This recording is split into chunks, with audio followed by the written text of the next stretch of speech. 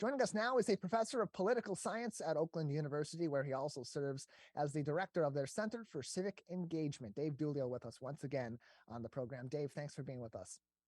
Thanks for having me, Tyler. Good to see you. Good to see you as well. Plenty has happened over the past week since we last spoke. At that time, there was no Speaker of the House of Representatives on the U.S. level. Now there is, after 17 votes.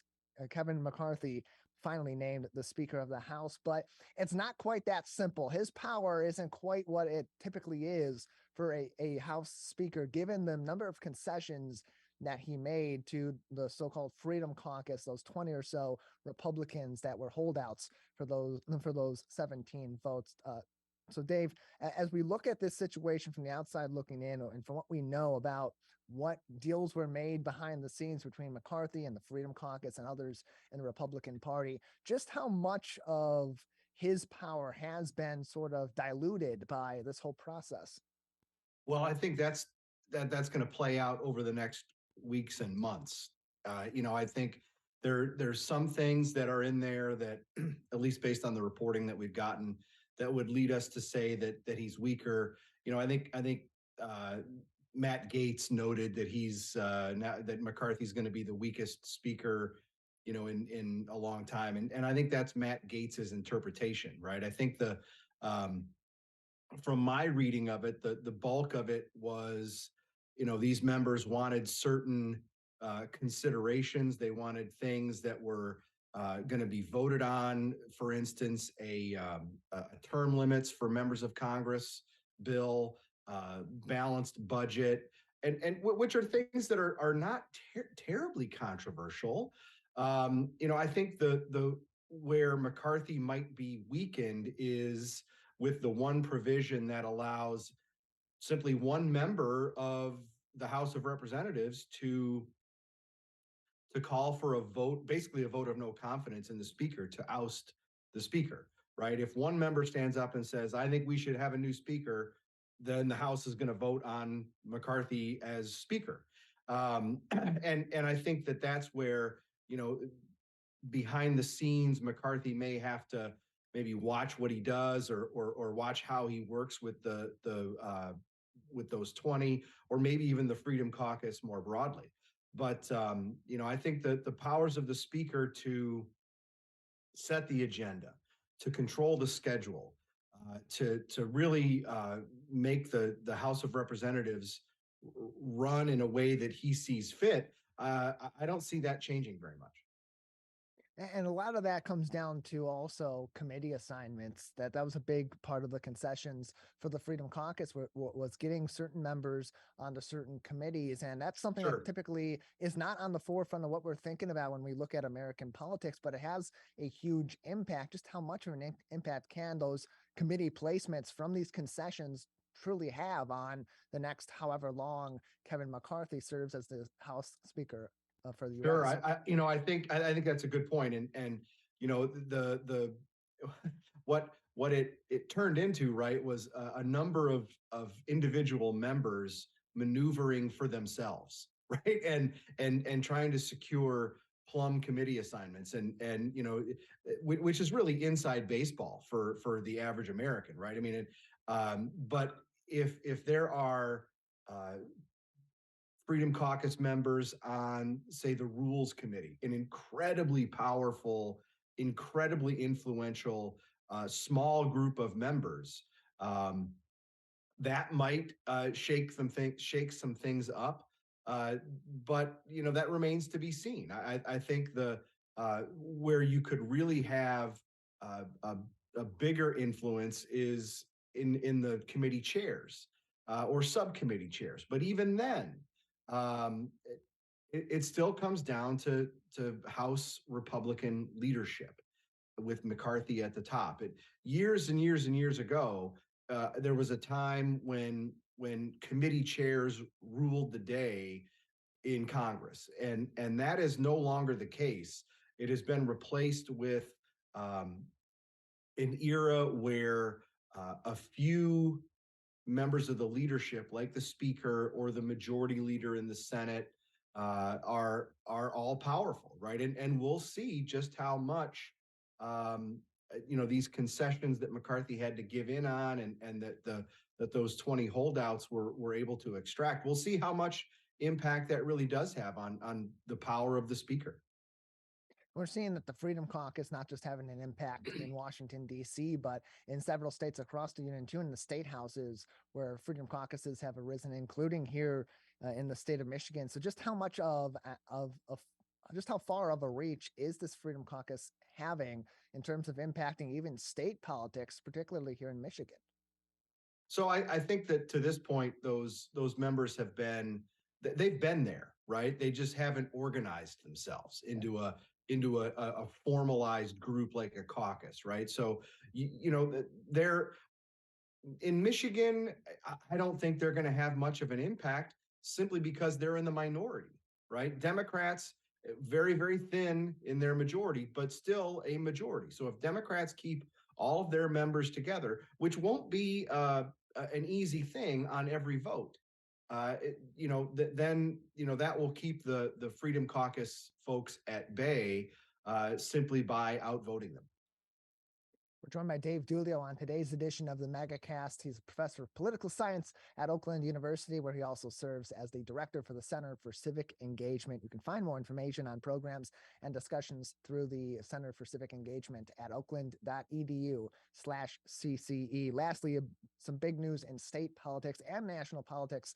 After over 20 years of service, Senator Debbie Stabenow will conclude her term in 2024, not running for re-election. And that opens up a big discussion in 2024 for state politics as well, where this is already a key battleground state, certainly in the presidential election, and a place where a lot of eyes, both from the Republicans and the Democrats, are on. And now with Stabenow giving up that seat where it's really been her and Gary Peters for a number of years in those two seats, it opens up a big opportunity for both parties.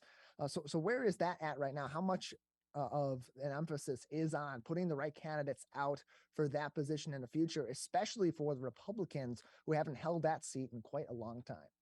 Yeah, I think the best way to think about that right now is the maneuvering has begun, right? The behind the scenes jockeying is well underway, and you've seen some things that have been made public, right? That for instance, Candace Miller on the Republican side has said she's not going to look at a run. Congressman Kildee up near Flint has said he's not going to run. And then you've got others like Senator Ruth Johnson, Oakland University alum, by the way. Senator Ruth Johnson said that she's going to look at it. And just yesterday, Garland Gilchrist, the lieutenant governor, said, yeah, we'd be silly not to think about it, or something to that effect, right?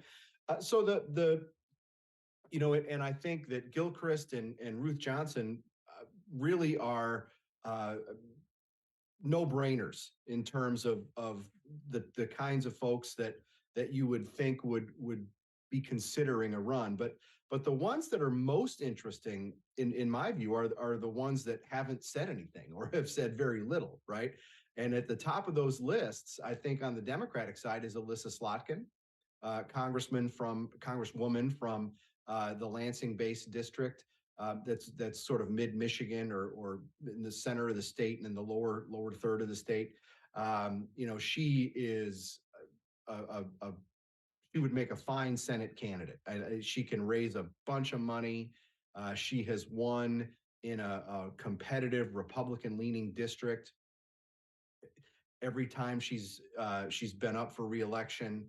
And she's got a national security background. I think that she's got to be at the top of the list for Democrats, at least in one of the lanes that you imagine would be competitive, right? And there are others out there, right, that would be in different lanes. On the Republican side, I think the one that is most intriguing for many is Peter Meijer, former congressman from the west side of the state, right? Lost to John Gibbs in a Republican primary, and then of course Mr. Gibbs goes on to lose to Hillary Scholten in the November general. So I think look for Meijer and Slotkin and keep an eye on what they're doing. Yeah, plenty of names already being thrown out there. It really seemed like just moments after the announcement was made by Senator Stabenow, we started to hear the rumor mill begin to circulate with names all across the board and across both parties, and certainly going to be something that we look at going into the future. But it also has a big impact on our other senator, on Gary Peters. How much of an impact does it have on his changing power in politics here in Michigan, especially in the Democratic Party, where Stabenow has been the wily vet for a while, but Gary Peters has many years behind his power now and will be the most long-term incumbent senator come 2024. Yeah, I think Gary Peters is absolutely making a national name for himself, and he is his office touts a ranking that seems to come every year, that he's named by a group that watches these sorts of things, the most effective U.S. senator. He is coming off of a very successful stint as the chair of the Democratic Senatorial Campaign Committee, right? So Gary Peters, basically with the help of a great number of staff, but him at the top of the pecking order, oversaw a very successful election cycle for Democratic senatorial candidates. He's going to chair that again this next cycle. So I think that he's held in very high regard among Democrats in the U.S. Senate, and that's with him as the senior senator from Michigan after Senator Stabenow retires. I think you'll see his influence and importance grow. More information on programs from the Center for Civic Engagement can be found at oakland.edu/CCE. Dave, another minute or so before we'll need to say goodbye. Anything else we haven't discussed yet today, or things you'd like to say before we let you go? Well, I think thanks for always for the opportunity to talk about what we're doing at the center. We'll start again here in a few weeks, and we'll have a series that we've talked about before, the Civic Engagement Office Hours series, where we highlight faculty experts at Oakland University on topics of importance for the region, the state, and the nation, and the globe, actually, right? So we're going to we've got two that we're working on. One that's going to be around the time of the 1-year anniversary of the Russian invasion of Ukraine. So we'll do one on the 1-year anniversary of that conflict. And then in March, we're going to tackle a topic that has seen a lot of attention in the news lately, and that's the growing, seemingly list of anti-Semitic cases around the country, right? And we're going to focus a bit on college campuses, but also get into the broader question as well. And when we get closer to both of those, we can talk about some more of the details. More information, oakland.edu/CCE. Dave, thanks as always for joining us. Thanks for having me.